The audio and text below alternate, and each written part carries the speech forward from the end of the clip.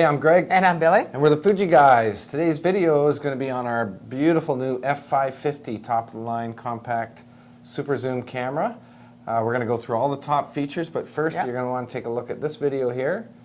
And that's going to tell you how to get started with this camera.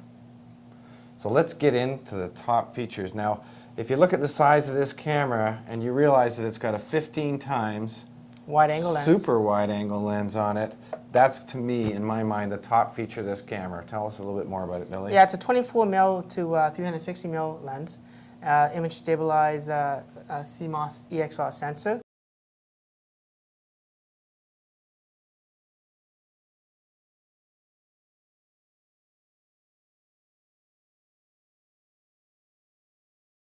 After seeing that, it really is hard to believe that I can fit this in my pocket. And how close you can get. And the quality of that lens too. It's amazing. Listen, you're carrying a camera like this when you're traveling. It's great to take extremely high quality pictures with the zoom lens that Billy just told you all about. But this camera takes great video. I'm talking 1080p quality. Stereo sound. Up to 30 frames per second. Absolutely. Oh my gosh. Anyways, let's look at a little demo on the movie function of this camera. The 550 records full 1080p video with stereo sound. There's actually a dedicated video button here where you push it to start recording, as you can see, and we can push it again to stop recording. That's right. These crayons too. Yeah. It's almost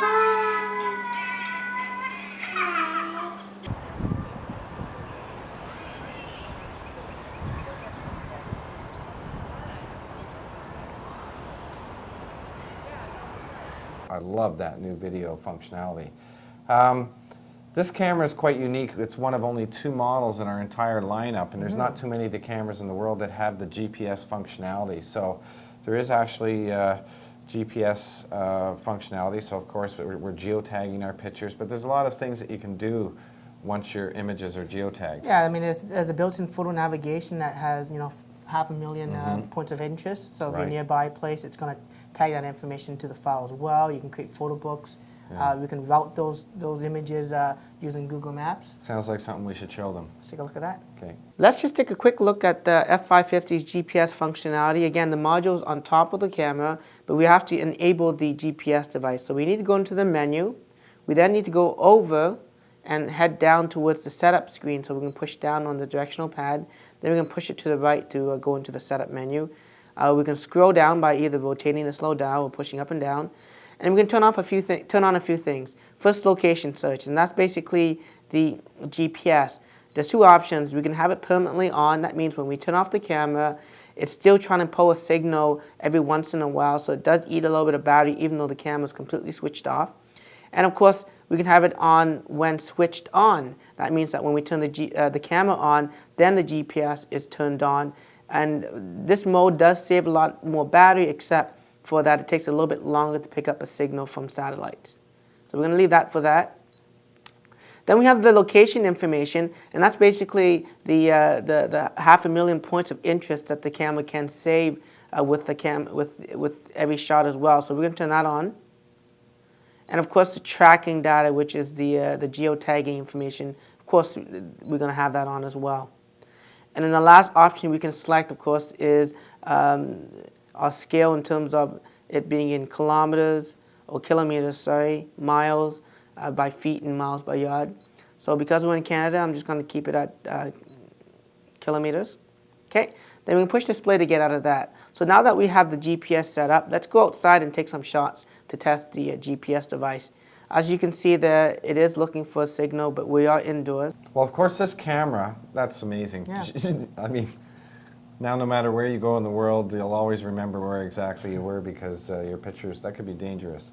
Anyhow, this camera, of course, is a reincarnation of our EXR technology. It's a new EXR CMOS sensor. So basically we have the advantages of the speeds of the backside illuminated CMOS sensor, as well as incorporating our EXR technology, which of course is our ability to adapt to different lighting conditions. combining that with the auto scene recognition is just an Yeah, incredible combination. Over 27 scenes it recognizes. Wow. And on top of that, 3 different lighting situations, whether it's good light, low light, or harsh lighting like high contrast scenes. But So let's look at a little video how EXR is so smart that you don't have to be. the F550 utilizes an EXR auto mode, which is actually found on the dial here. As you rotate the dial, you can change the various modes. So EXR auto allows the camera to select 3 different lighting situations as well as 27 different scene situations to make life a lot easier, just if you wanted to use this camera as a point and shoot. EXR basically does 2 things. It picks the scene, so if it's a macro shot like this here, it's going to automatically know that, and it's going to switch the camera's focusing to macro. So again, if it's a close-up shot, you can see it switches to macro. What EXR actually does then, it tells me if the lighting is good. So it's, in this instance, it's using high resolution, so it's not doing anything special with the EXR sensor. If I start trying to make it very dark, the camera may select a low noise setting instead. As you can see, it becomes S&N versus that. And of course, it does pick up portraits as well. And if I zoom in, you can see it will pick up the face and automatically set the camera to the portrait mode. If I push halfway down again, it's going to say it's portrait mode and it's good lighting, so it doesn't need to do anything special. If I try to darken out the room a little bit, it may switch it to a low noise mode. If it's a high contrast scene where it's very bright, very dark, then it might automatically switch it to the DR mode. So that's just a quick look at EXR Auto in action.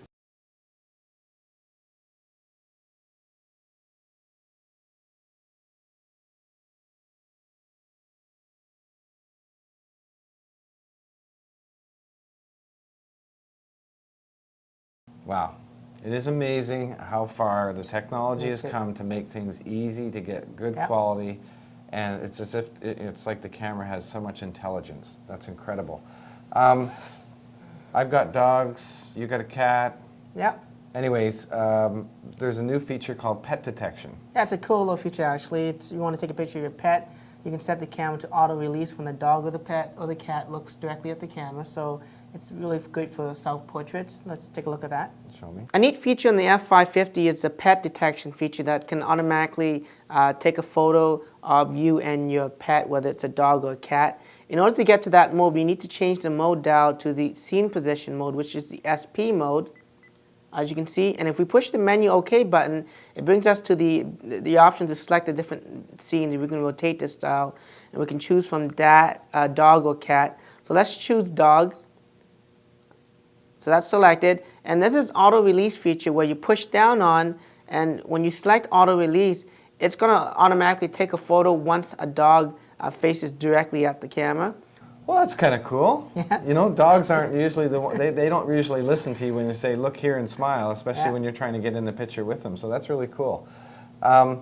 Listen, someone buys this camera, and the reason it's an advanced compact is because there is a lot of manual controls. You've got this mode dial, which you can see here on the top, that allows you to use the various shooting modes. Aperture priority, shutter priority, full manual controls. There's also even a CC to RAW capture feature on the camera. Oh, great. And it does come with the RAW conversion software. But let's just take a quick look at this video to show you how to use those functions on this camera. Great. The F550, of course, can be shot fully automatic, especially in the EXR auto mode. However, the camera does give you some creative controls by allowing you to adjust things like shutter speeds and aperture. In the mode S, that's basically shutter priority. It allows you to adjust the shutter speed, and the camera automatically gives you the proper aperture. And as you can see, this is where the shutter speed number is. As we rotate the dial, it gets faster up to 1/2000th of a second, and we scroll the opposite direction, the shutter speed slows down, and then of course, you can have very long exposure. In this instance, about 1 second exposure. Okay. In the aperture control, so I'm going to change the dial to aperture instead. Again, you rotate the dial to change to the various apertures. There's really 3 aperture steps to this camera, as you can see: wide open, midpoint, and basically closed down. Okay. And then the last, of course, is the full manual controls where you actually adjust both aperture and shutter speeds. And so in this mode, there actually is a little meter here that tells you if you're underexposed or overexposed. So if I wanted to change the aperture, I can rotate the dials. And again, you can see the meter slightly changes as I open up the aperture. Okay, if I wanted to change the shutter speeds, I can push up. And when I rotate the dial again, you can see as I go slow and slow in shutter speeds, the image becomes more and more overexposed to the point where it's completely overexposed. I rotate the opposite direction, the meter goes the opposite direction and shows me underexposure. So ideally you want to have the shot somewhere in between. It's pretty much as versatile as any DSLR Yeah, I've ever seen, absolutely. as far as the vast amount of manual controls there. Tell me, we've got the EXR sensor on here, Yes. and I get into kind of a high dynamic range scene where there's very light areas and very dark areas. What can this camera do to help me control that? Well, like you said, a typical shot would have been, a bright sky and some shadows in the landscape area. So, one of the features of EXR technology is the ability to shoot at a wide dynamic range, similar to, film in the days. Yeah. In fact, this camera go right up to 1600%, which is almost like 3 stops difference than, say, a standard compact digital camera. Can you show us how it works? Let's just take a look at that.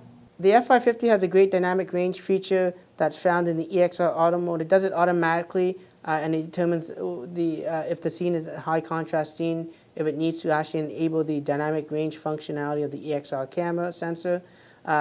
If not, you can also just go into the menu and manually set it yourself via the EXR mode and select the dynamic range priority feature. Through that feature, of course, you can also adjust the dynamic range option from auto, and you can have different selections like 100%, 200%, up to 1600%, giving you, again, that flexibility to capture high contrast scenes.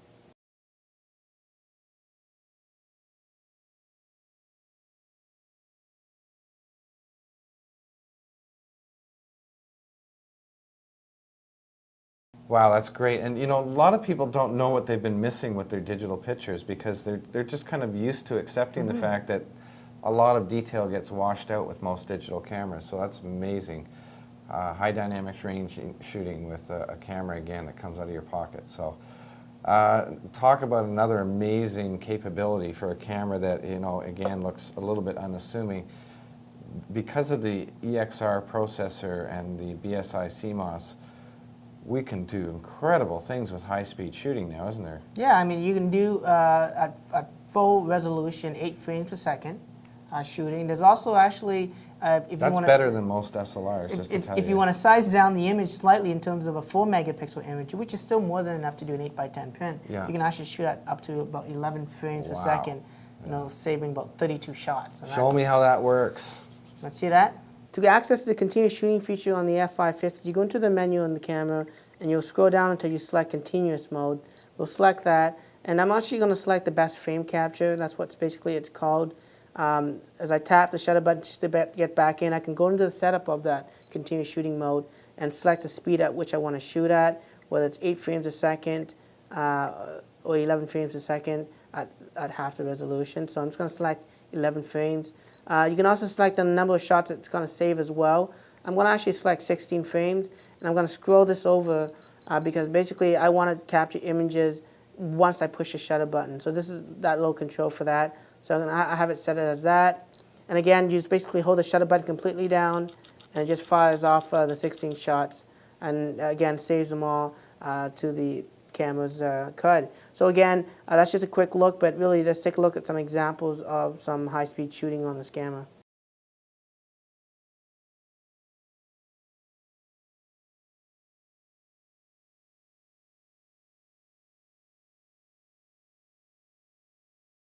That was fast, right? Oh my God, that's amazing. I can't believe it. You know how many years I've been taking pictures, so when I see things like this coming out of a compact camera, it never ceases to amaze me.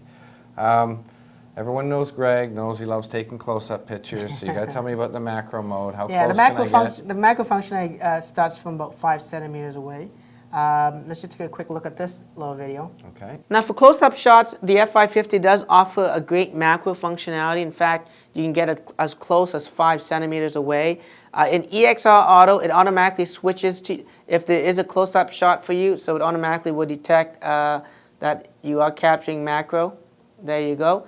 But if you wanted to manually do it and you're in other modes, say Program Auto, to turn on the macro functionality, it's just really on the back of the camera. You push that macro function a couple of times, and then it highlights the macro, and you can tell that it's on. Now you can get close shots up to about 5 centimeters away.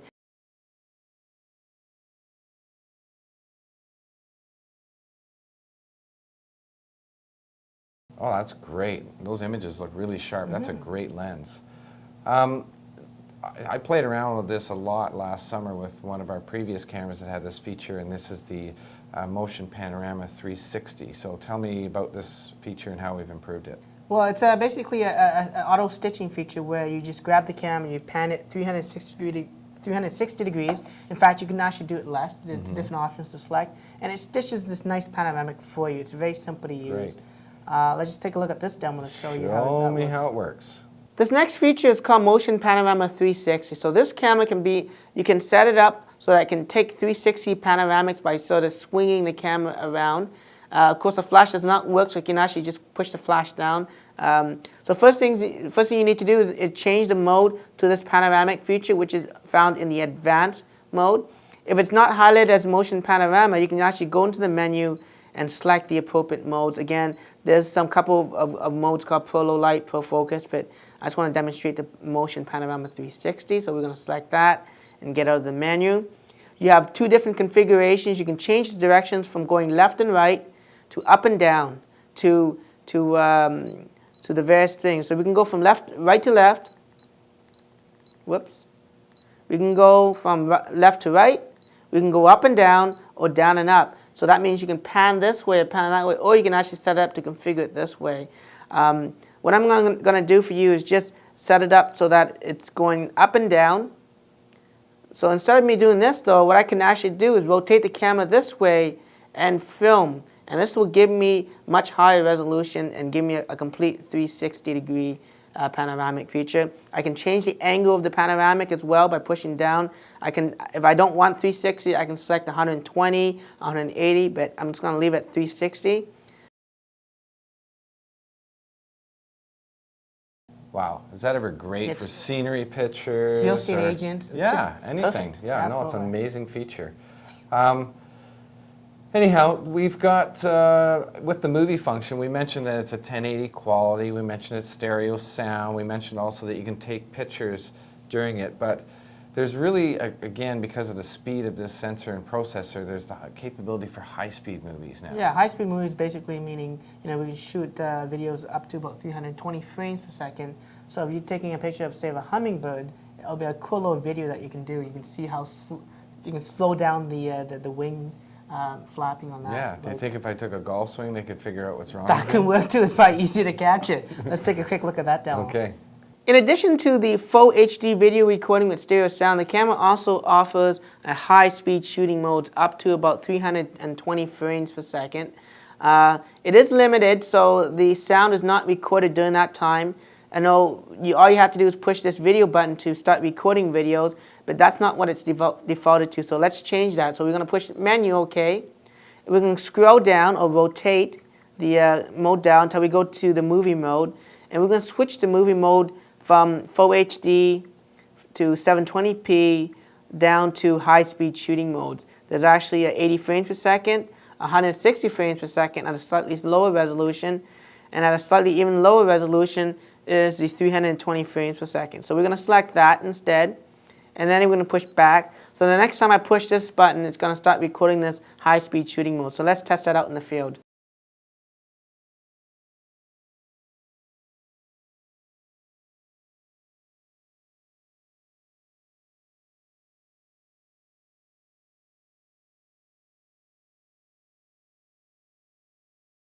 Wow, that is amazing. You can think of so many subjects that would be great for. Like even your kid playing soccer, shooting some slow-mo type with the high-speed frame capture. That's an amazing feature for a camera like this.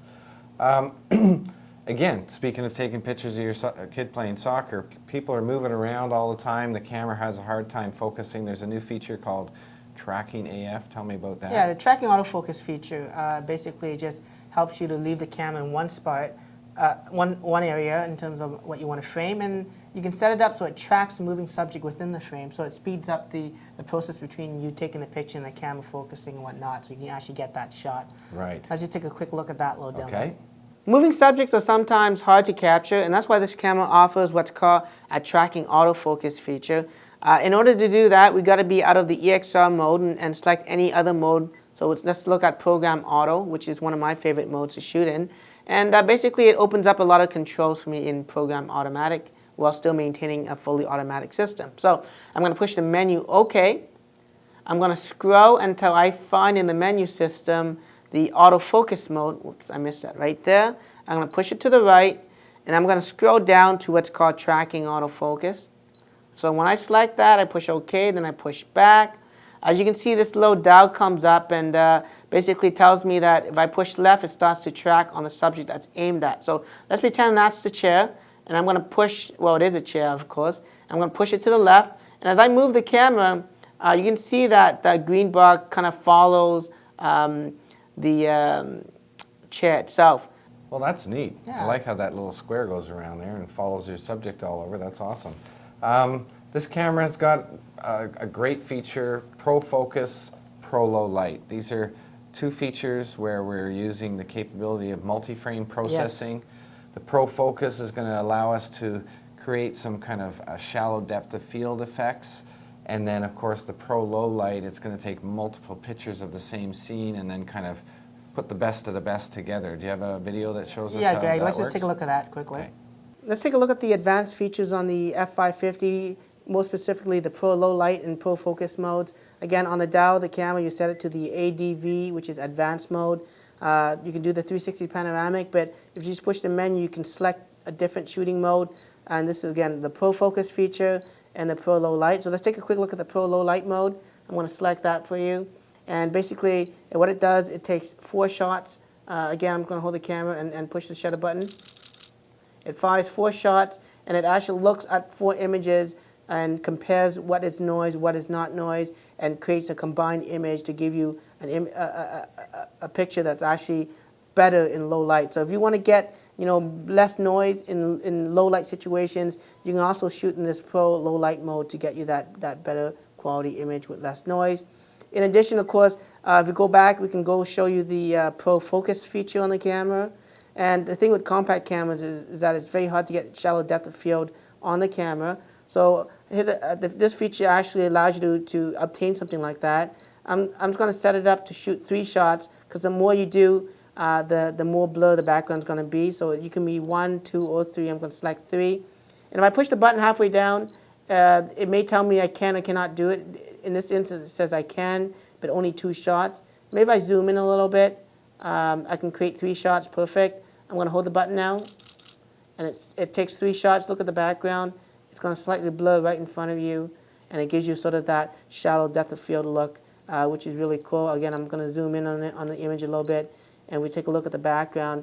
You can see you get that little cool blur effect, just like some SLR. So great for taking portraits and giving you that sort of SLR-like look in terms of the shallow depth of field on the F550.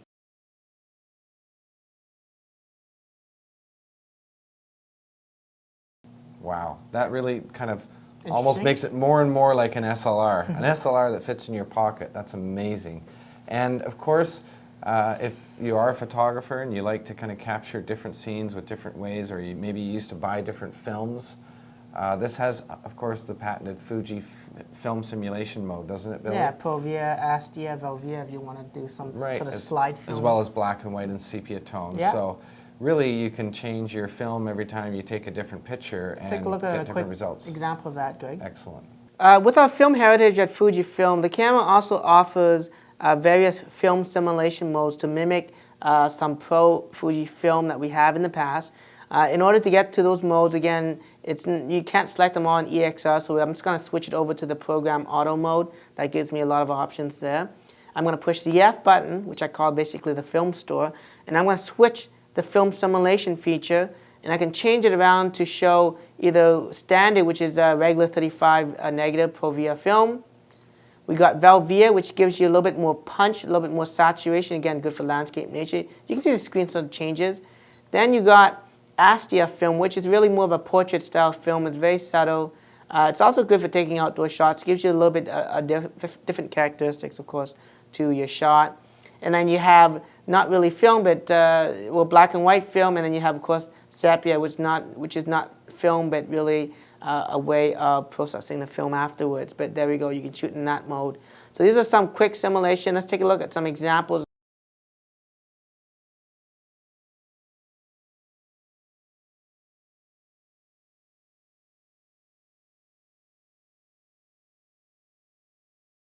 Wow, I like that. You know, fall colors using that Velvia setting and things like that, or taking kind of old pictures with a sepia tone. It's very, very creative feature to have. Anyway, so that's kind of a rundown on all the top features in this camera. In fact, there's probably more that we could talk about with this camera. It is jam-packed with features. So if you do have any questions or whatever, just remember that you can Subscribe to our YouTube channel. Yeah. We do love and we get back to everyone who asks questions. You can follow us on Twitter as well. So anyways, those are the top features for the F550. Until the next video, I'm Greg. And I'm Billy. And we're the Fuji Guys.